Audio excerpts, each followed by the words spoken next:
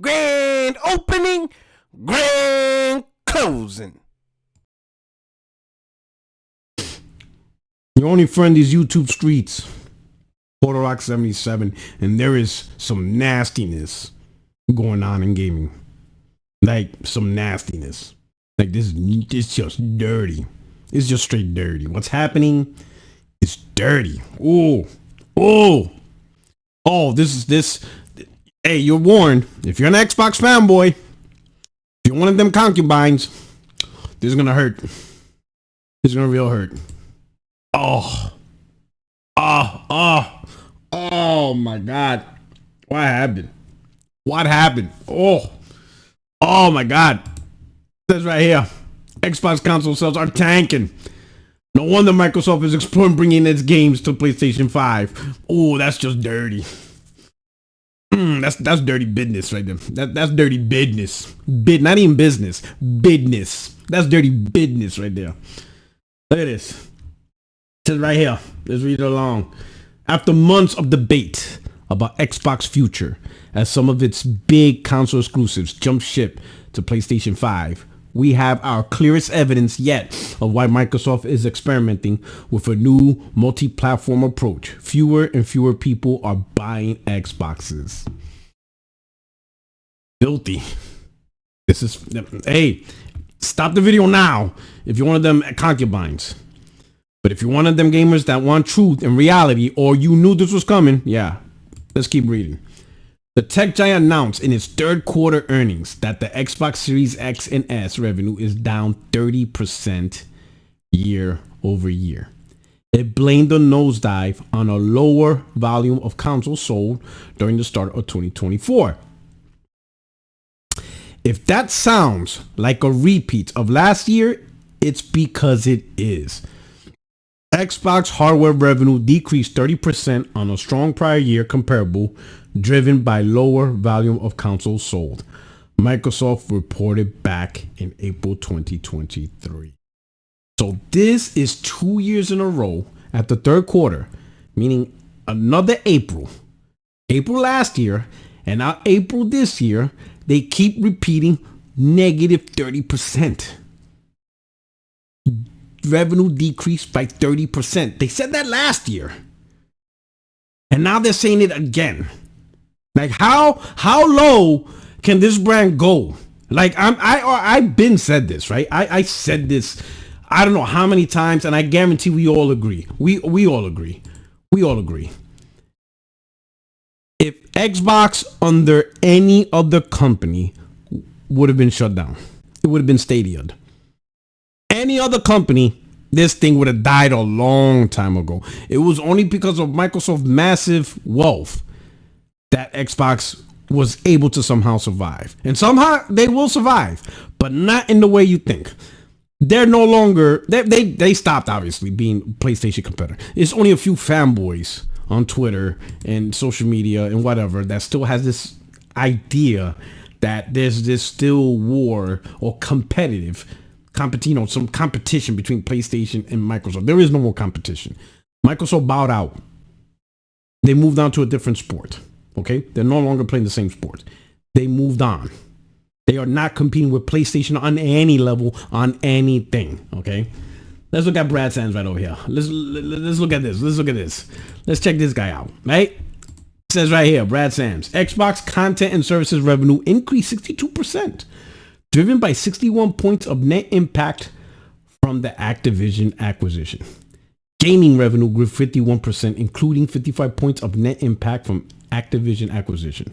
Xbox content and services revenue grew 62%, including 61 points of net impact from Activision acquisition. Now you see this right here, right? This thing that we see right here, this is where the Xbox fanboys is going to try to use it as console war ammunition. Like you see, this is the true war. It's about selling games and services, not about console war. Yeah, for third party. Third party. Listen. Look at me. Ashley, look at me. That's third party talking. Pure content, software services and all that, that's no different than if EA were to brag these numbers. This is no different than if Ubisoft or Capcom, Square Enix, name any third-party publisher you want. That's the difference. Okay? EA, Take-Two, Ubisoft, Capcom, Konami, Square Enix, who else? Let's name all of them. Let's name all these third-party developers that are out there and publishers, right? They all are not in competition with PlayStation. No one compares PlayStation with EA or Activision or Take-Two in terms of competitive stance. No, because they're third-party publishers that put games on PlayStation. Microsoft is now in that box. Again, they're not playing the same sport no more. Okay?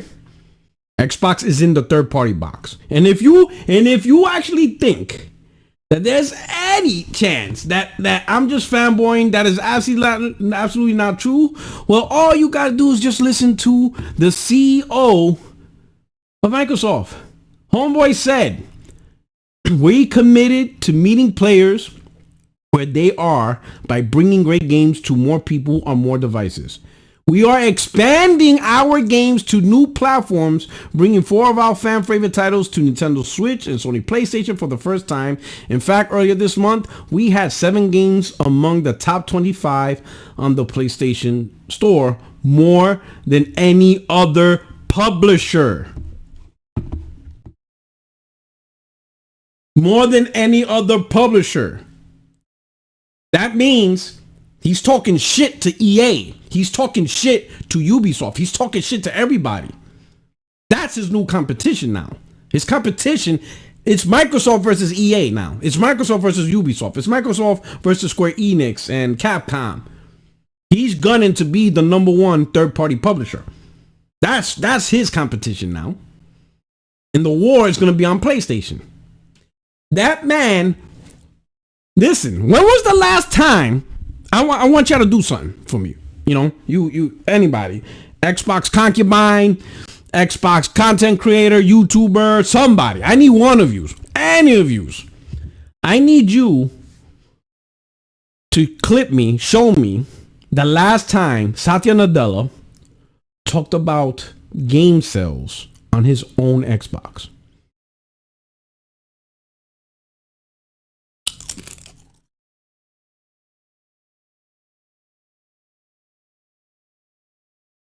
I got me a whole can of reduced fat Pringles.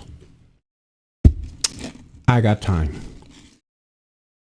Show me when he talked to his shareholders and he's excited about game sales on his own Xbox.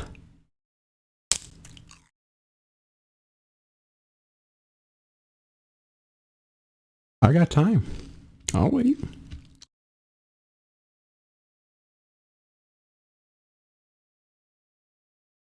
Once you pop, you can't stop.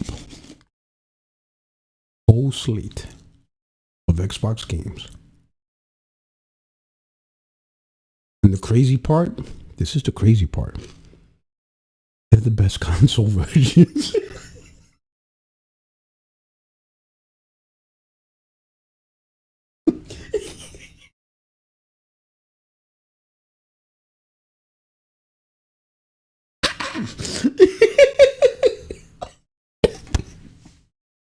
Excuse me.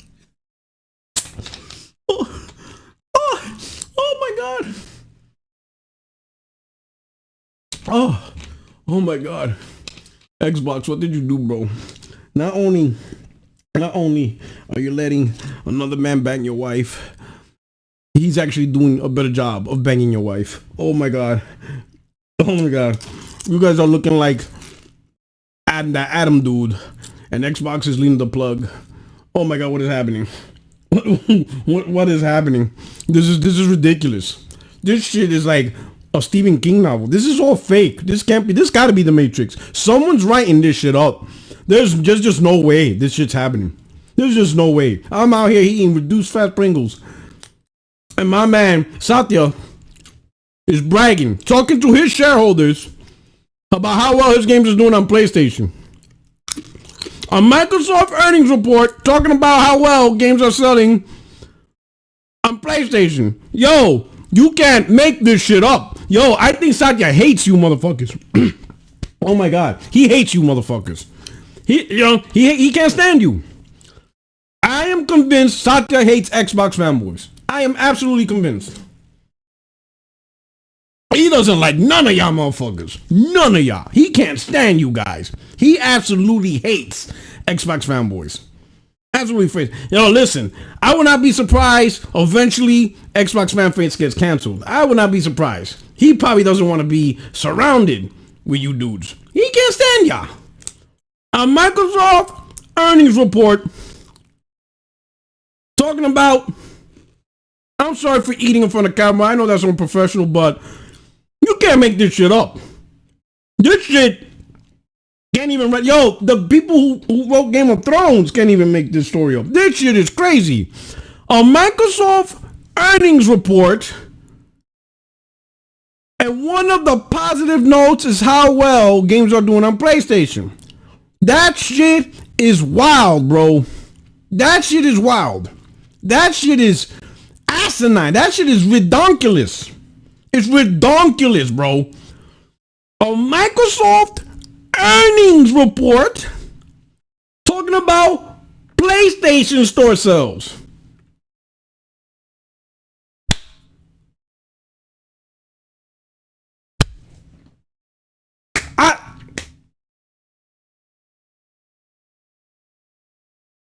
Listen, I don't know what else to say. I'm speechless here. I think I'm going to just end the video with that. What more can I tell you guys?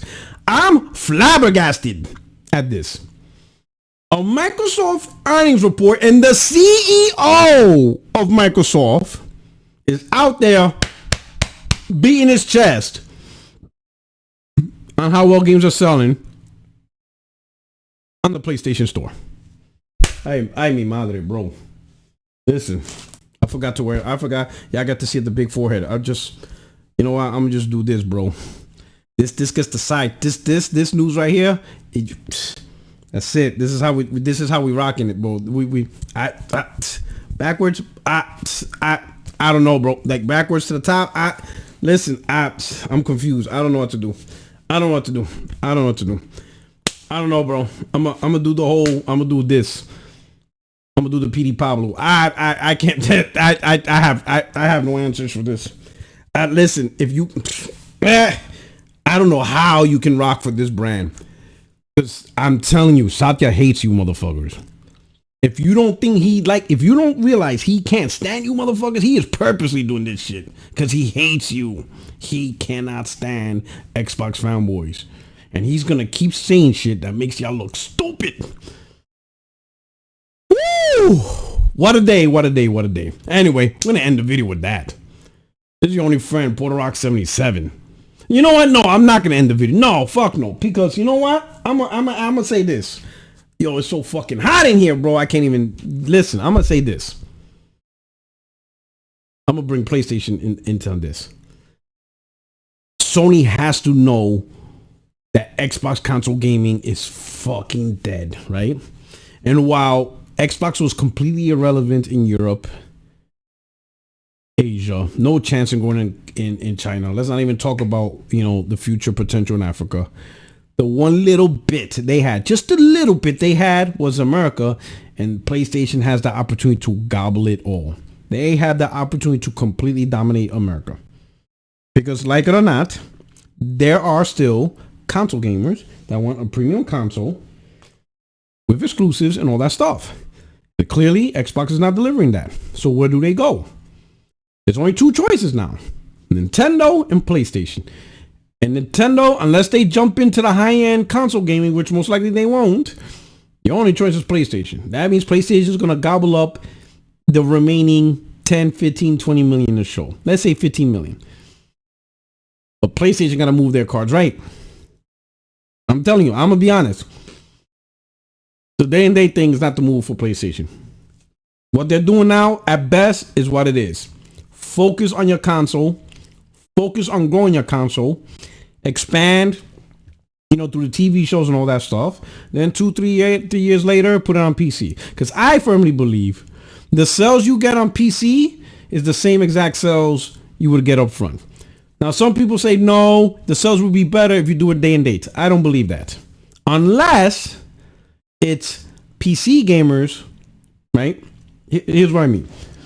Majority of the games overwhelmingly sell better first party on the PlayStation console. By a lot. It's not even close. There's like, Helldivers was the only game that I think PC has better sales than PlayStation when it comes to the first party, second party deal, right?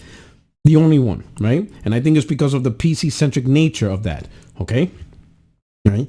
And number two, I'll tell you two reasons. One, every single PC gamer has the opportunity to play Helldivers. Not every PlayStation console gamer has the opportunity to play Helldivers because you have to have PS Plus subscription. So you ain't really talking about the 55 million PlayStation 5 fans. You're talking about whatever the subscription fans are. And I think there's like 45 million PS Plus subscribers or whatever. So really, that's the audience. The audience is 45 plus. Then you subtract those that are still on PlayStation 4. But Helldivers not on PlayStation 4. So now you subtract that amount. You might be talking 20 million something on the PlayStation 5. So in reality, Helldivers is selling, or it's marketed to 20 plus something million PlayStation 5 gamers. Right? Because it's to the fans that have PlayStation Plus. There's a lot of PlayStation 5 fans that do not have PlayStation Plus, meaning they don't play multiplayer unless it's free to play. So a game like Helldivers is inaccessible to them unless they decide to subscribe, which most of them won't. They're not going to subscribe for one game. But for PC, it's free. Online's free, so everyone gets the opportunity. So the advantages for PC on an online multiplayer game, PC has the advantage because everyone has the opportunity, while on PlayStation, there's a barrier. There's a gatekeep. It's locked behind a paywall. Got it. But when it comes to the single player, it's even Steven for everybody. But those single players are more attractive to console, the PlayStation fans, than the PC fans. Now, many argue that it's because they launched the game a year or two later that they're not maximizing the sales on PC, and that doesn't make sense. Because I'm going to tell you why. If you really want to play a game and it's finally on your platform, you're not going to go all of a sudden, yeah, I'm not playing that because it came out 2 years later. Because if that was the case, Red Dead Redemption, Rockstar games would flop because those games, the main ones, don't come day and date on PC. They don't come out to like a year and a half later. And guess what? Everybody's still buying it. Okay. So I don't believe that the sales will be that different unless the reason why the sales would shift, meaning you will see more PC sales, is because the PC gamers that have the PS5, because it came out day and date, they didn't buy it for the PS5. They bought it for the PC. Therefore, the PS5 version sales drop, PC version increases. So that would be logical, okay? And that's why I think Sony won't do day and date, because they want you to buy the PS5 version so they can get 100% of the sales. Because if you buy it on PC, you're getting it through Steam, Sony has to give them the 30% cut.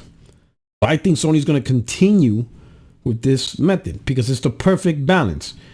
They get the console exclusivity that they want, right? They get to advertise their games for the console that they make. They don't put pressure on their first-party studios to develop multi-platform games day and date, which is a lot of work. The developers can focus on just the console, faster development, you know what I'm saying? I mean, the games are already taking 3, 4, or 5 years, right? So focus on the console. The budget is specifically on the console. And then later on, the port will come out and they'll have studios separately to port that, like Nixus or whatever other studios they have. The main studio could work on the next project. So it's the perfect balance of focusing on your console, right? Doing the best games you can for your console, advertising your console, give your console, maintain value for your console, right? And then later on, double dip on the PC and get that PC money. So far, it's been working well, right? Especially now that Xbox is tanking, this is the perfect time to truly put the nail in the coffin, truly take over the market, and truly establish as the de facto console brand. The only one that can interfere now is Nintendo, and it depends on how they move. If they come out with another very weak platform that's primary for mobile, the Switch 2, then Sony ain't got nothing to worry about. They'll pretty much dominate the gaming landscape. It's really now just Sony, just don't do stupid moves. Just don't do stupid moves. You got yourself here to the height of gaming, double down on it. Double down on those exclusives, right? I'm glad they kind of throttling back on that, gas service. I think they should have focused more on amplifying or powering up their first party studios to give them the ability to make more games. It doesn't have to be, every game doesn't have to be a big AAA game, but some AA games in between from these studios will still be well received and well respected. I mean, look at Miles Morales.